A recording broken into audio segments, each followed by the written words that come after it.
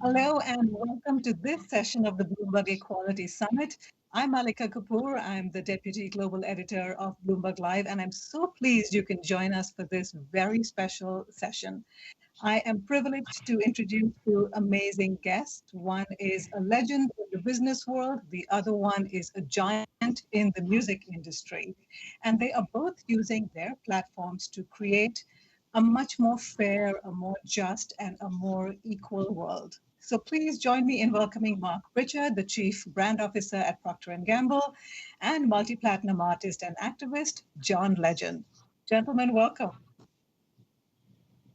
Thank Great to be you. So with you.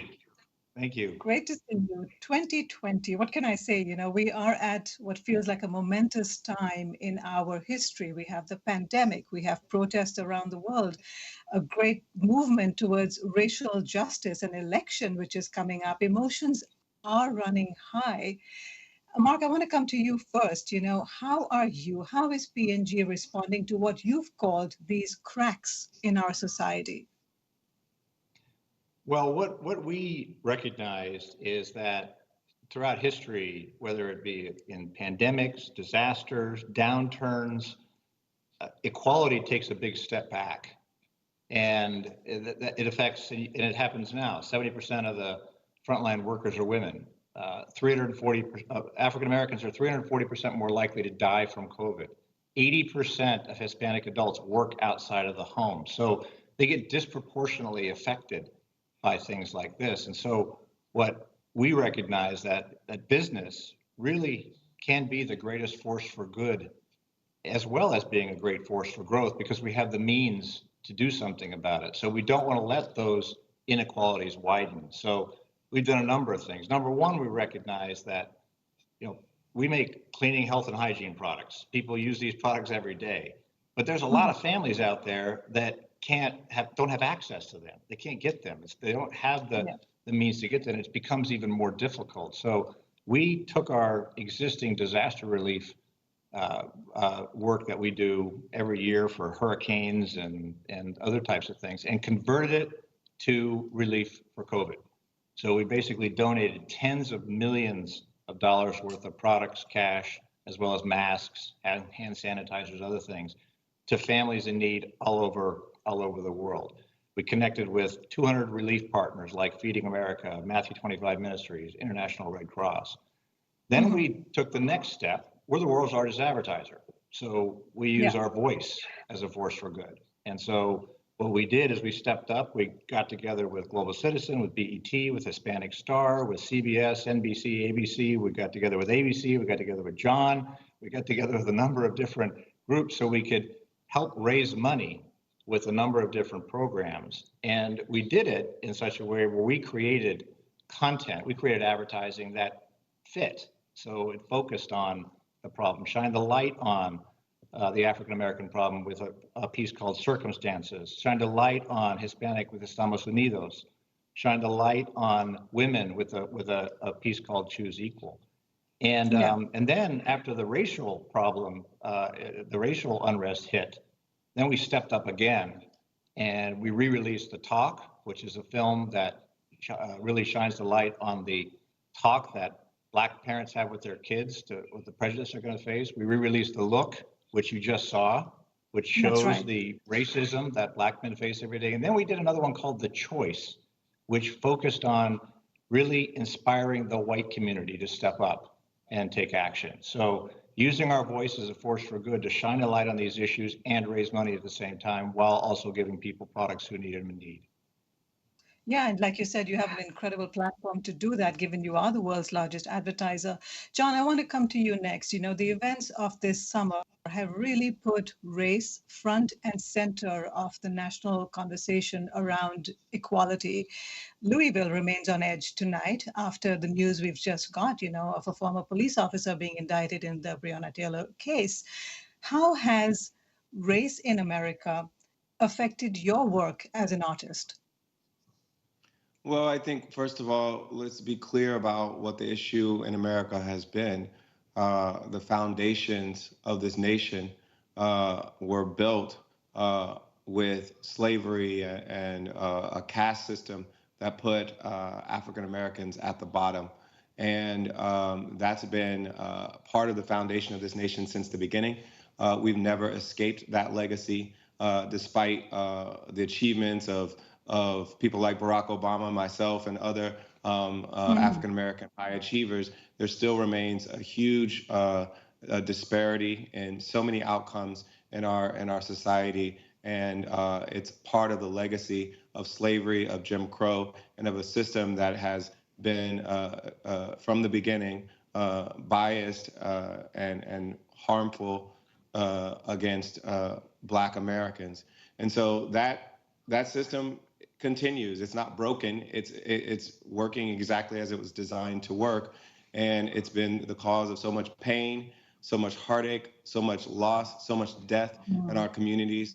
And we have to do something about it. And so myself as an artist and my team have come together to say, let's use our platform. Let's use the success that I've achieved as an artist and as a public figure to try to make the world better. We started with the Show Me campaign. We founded that back in 2007. We focused on poverty and some of the causes of poverty, particularly focusing on education reform and making sure all of our young people had access to quality education, great teachers who were doing the best work they could for our young people. And then as we spent a lot of time in our schools, we began to really hear a lot of stories about so many families being broken apart, so many families being estranged from one of their parents because of our criminal justice system.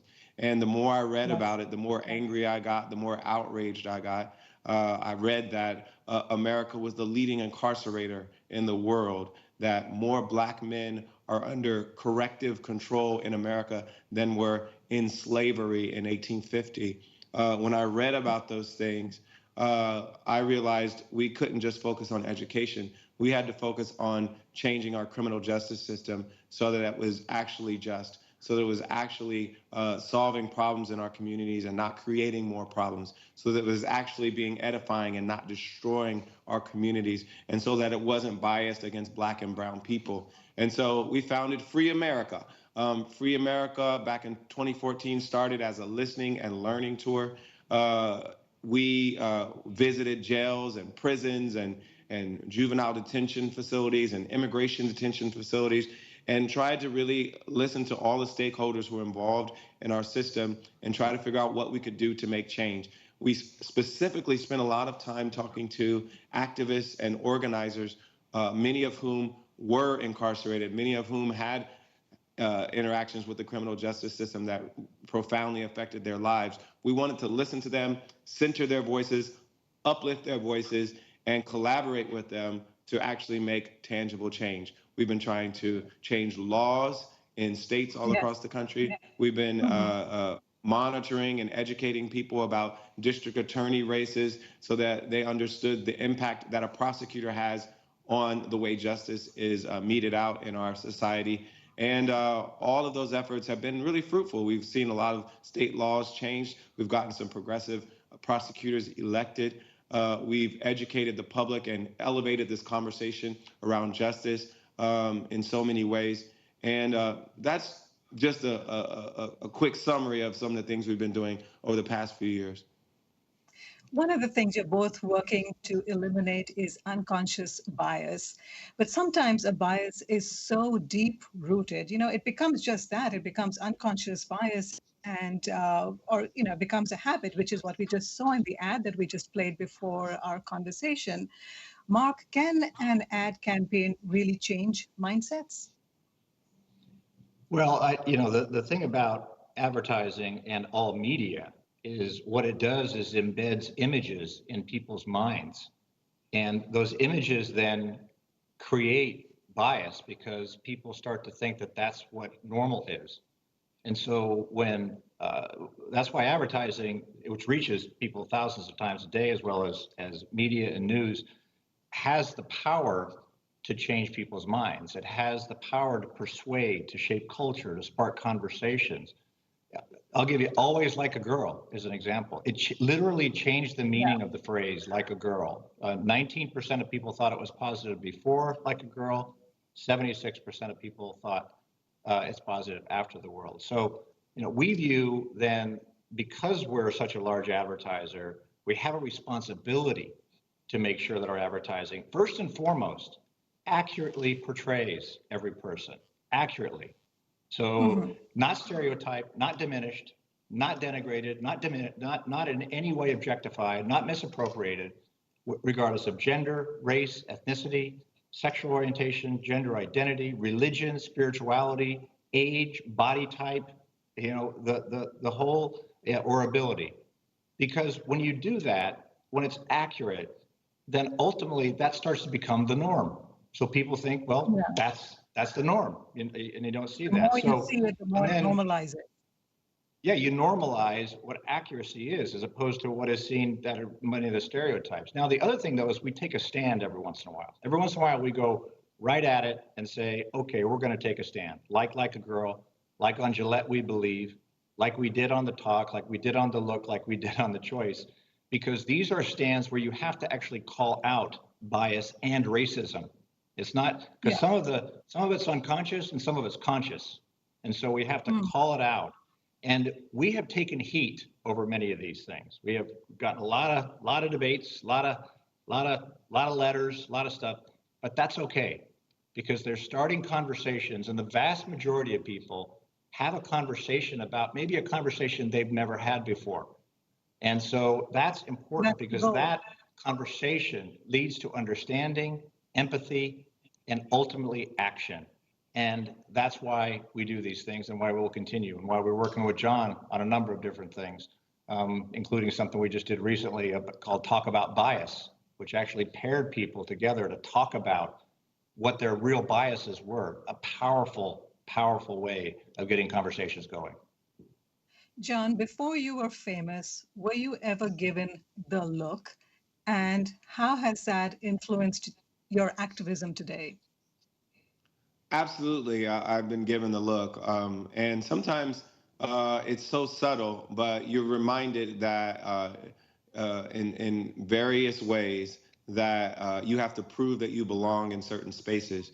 I remember being a student at the University of Pennsylvania, a school I love and Yeah. enjoyed. But one of the things that happened to me while I was walking on campus or around campus was that sometimes officers would accost me for no reason. They would ask me to prove that I was allowed to get into my own car for no reason. And I know they weren't doing that to my white friends, my white fellow students on campus. And when Black men and women have to deal with this constant need to prove that they are allowed to be in the places they are, when we have folks calling the police on us just for existing.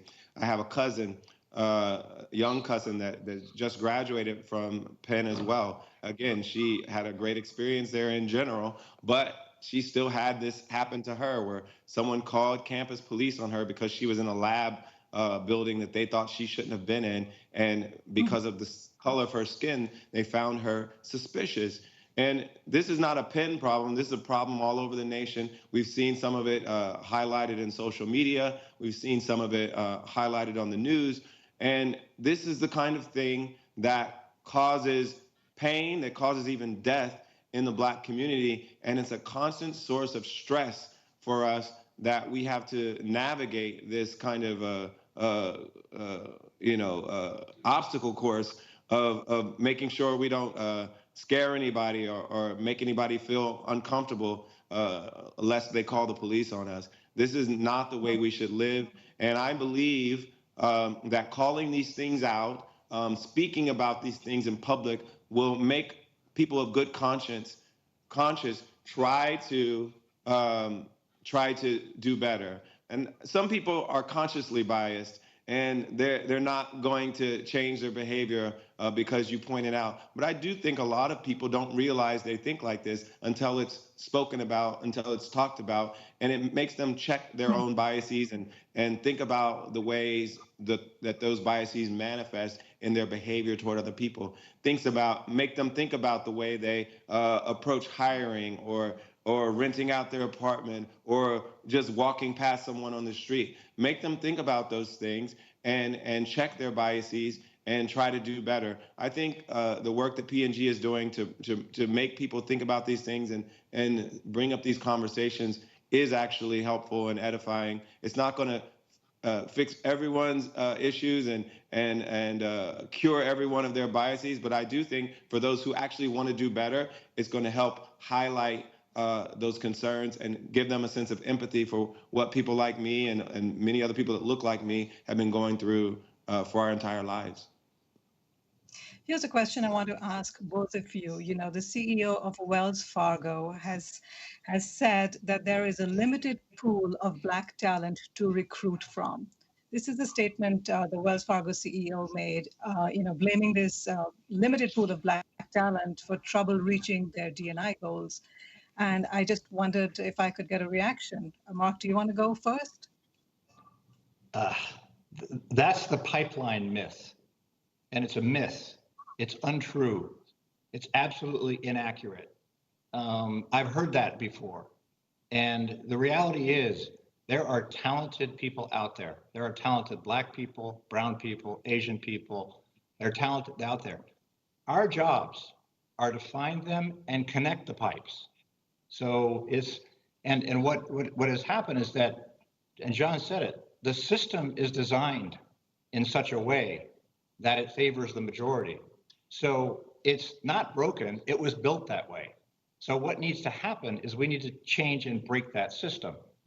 One small example, fewer than 1% of Black women direct films. And one of the things we did is we partnered with Queen Latifah to create the Queen Collective, which is to go out and find multicultural women directors. We've now produced 4 films with 5 directors, and these are talented directors that have been around for 10 years. So that's an illustration that it's out there.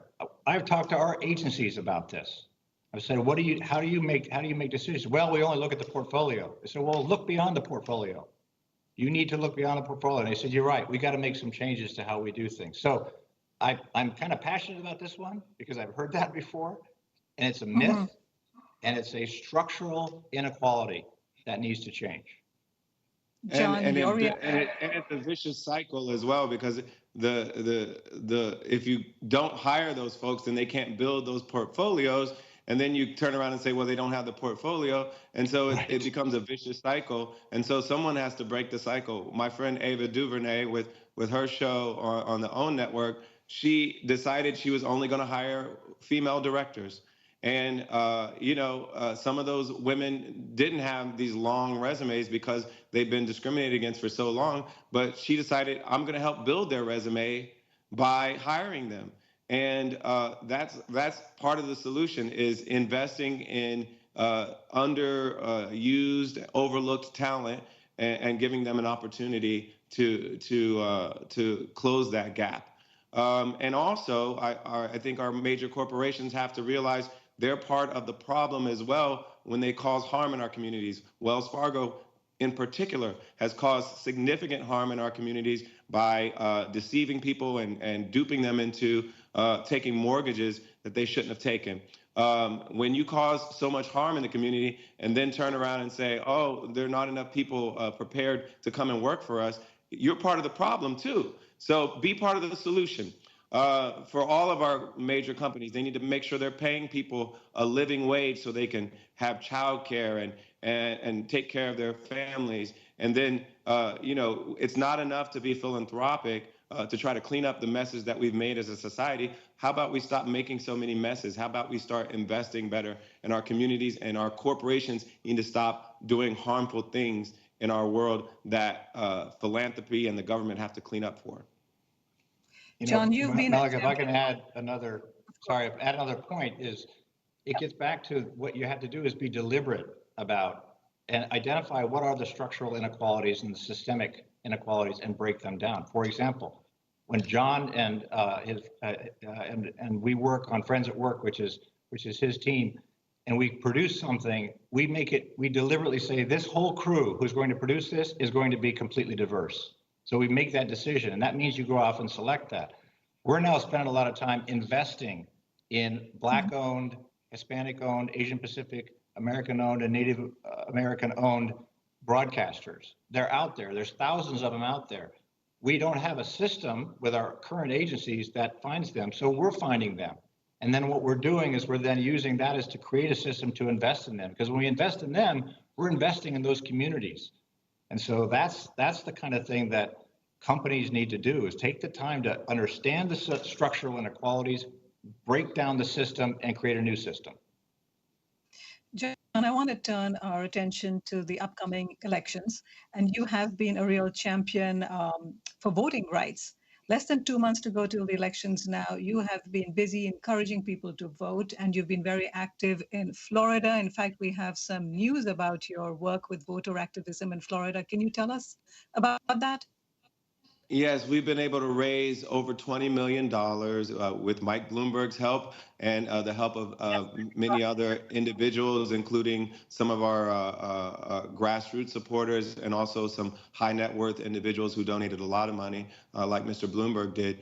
And what we've been able to do is pay off some fees and fines for some returning citizens who had been convicted of felonies, had done their time, and the people of Florida voted for them to have their rights to vote restored. However, the state legislature tried to throw a roadblock in the way so they could limit those rights and charge a poll tax, essentially, to those people so they couldn't vote. And what we've been able to do is marshal our resources together to try to pay off the fines and fees of tens of thousands of Floridians to expand the franchise to them so they could participate in this crucial election. We believe more democracy is better. It will hold our representatives accountable. It will make all of our citizens feel like they're included in what's going on in our democracy because they're being affected by what's going on in our democracy. We need them to feel included and have a say in our democracy. And so we've been working very ardently on that, making sure as many people who want to vote can vote this year and hold our leaders accountable. Yes, every vote counts. And now I want to bring in the audience. We have been getting questions from the audience. And here's one. What does John think needs to happen in order for real change to happen in our society? How can we change the way people see Black America? That's a question specifically for you, John. Well, I think it's going to be a lot of work. A lot of things need to happen. I think everyone has a role to play. I think Procter & Gamble is playing the role of being cultural influencers, saying we have advertising dollars to spend, and we're going to spend some of that, a good portion of that, on trying to look at these biases and help create change. But also politics and government mean a lot and still have a huge effect on people's lives. And so we all have to be informed citizens about the ways that our laws and our public officials act in our names. So be engaged, pay attention to what's happening. Think about who's your district attorney and how they impact how the way that criminal justice is being implemented in your community. Think about your governors, your state legislators, your federal officials. All of them represent you, and they set policies that have effects on racism, that have effect on the way Black and brown people are treated by the criminal justice system. And they can use their powers for good, or they can use them to exacerbate the harms that we've been seeing. So try your best to be an informed citizen and vote accordingly. One question that often comes up about Procter & Gamble, and I certainly saw it in some chats and forums when preparing for this session, Marc, is, you have Procter & Gamble, who is a great advocate for racial equality and racial justice, but people have pointed out there are parts of the world where you are still selling fairness creams. So I just wanted your response to that. That one of the things that we have done is looked around at all of our products and identified, first of all, what's the need that we're trying to deliver there, and because we create products that meet the needs of many people around the world, and then what's the packaging, and then how's it communicated. And so if there is an accurate or inaccurate or a disrespectful communication of what that benefit, we're changing it. And so that's one of the things that we're looking at literally every one of our products around the world, because some of those are some holdovers from how we've communicated in the past and making changes. Because it's part of the same thing. You want the accurate and respectful portrayal of the benefit, and you want to make sure that you're never saying something that might be offensive to somebody. So would you consider pulling fairness creams? Or changing them, changing the names at least. At minimum would be the things we would do, and as well as we're considering all possibilities, but at minimum change the name, because in some cases, in some markets of the world, what you're trying to do is just improve the tone of the skin. But if you say that in such a way that seems to generate a judgment, then that's not right. Here's another question that's come in from the audience, and it's for either of you. It says, P&G John, have you done a campaign targeting the additional needs/disability communities? They've been hit hard by COVID and face enormous challenges. Mark, do you want to take that? Yeah, we haven't yet done a campaign. We've done a few spots on that over the years, particularly in our support of the Paralympics, and some good work that we've done there. What we have done is other actions, which what we've done is ensured we have audio-enabled video, for example, because there's many people who are either sight impaired or sight challenged who they need to hear what that is, what's being said. So we've done that. The other thing we've done is we've made a lot of changes to products, as well as just to enable people to be able to read through Braille on what the products are. And then what we did for Global Citizen, for example, is we also did something called Be My Eyes, where we literally had people who phoned people who were sight challenged and described the show for them. It's called Be My Eyes, which is a program to just help people, because there were many people who were struggling throughout the crisis now, and we needed to help them in whatever way we could, and that was one way we did it. And Mark, you've pledged not to support media channels, platforms, networks if they don't portray Black people respectfully and accurately. Now, a lot of companies don't have the same bar that you do. So how is this going to play out? How it plays out is we are constantly reviewing every media channel, program, feed, site, and ensuring that we have the accurate portrayal, but also there is not hateful, denigrating, or discriminatory content on there. When it doesn't meet our standards, we pull our advertising. We pause the spending. We then go back to that organization and we say, this is why we've done this. We need to make changes on this. If they don't change it, we don't go back on. So it's an effort. It's that we've been working on extensively. It's actually something that the TV and broadcast industry handles, because they have ways in which they regulate broadcasting. But the online world is fairly still kind of little Wild Westish. And what we're really seeking is for those digital platforms to step up and do their part. This is actually something that, as a marketer, I don't want to spend my time monitoring platforms. I would really rather they take care of that, and so we don't have to do that, because I'd rather be spending time doing content for good as opposed to monitoring whether there's content for hate on the platform. We have time for one more question, and this question that's come in from the audience matches up with my last question for John. And the question is, what does America look like in 2030? And what needs to be done, not just today, but over the next 10 years, John, to create the America that you want to see? Well, I think America has a choice, and part of that choice is before us in this election. We have to choose whether or not we want to continue as an actual democracy. We have the current president, who I believe wants to be an authoritarian. He looks up to authoritarians. He constantly mimics the language of authoritarians, trying to crush the rights to vote, trying to crush freedom of the press, trying to enrich himself and his friends and his family and his cronies. We have the option before us to become one of those countries that we criticized in the past. We used to criticize countries that had weak democracies and weak accountability and whose whose safeguards against authoritarianism weren't strong enough. Now we have the possibility of becoming that kind of country, and we have to decide whether or not we're going to turn the other direction or keep going in this direction toward fascism and authoritarianism.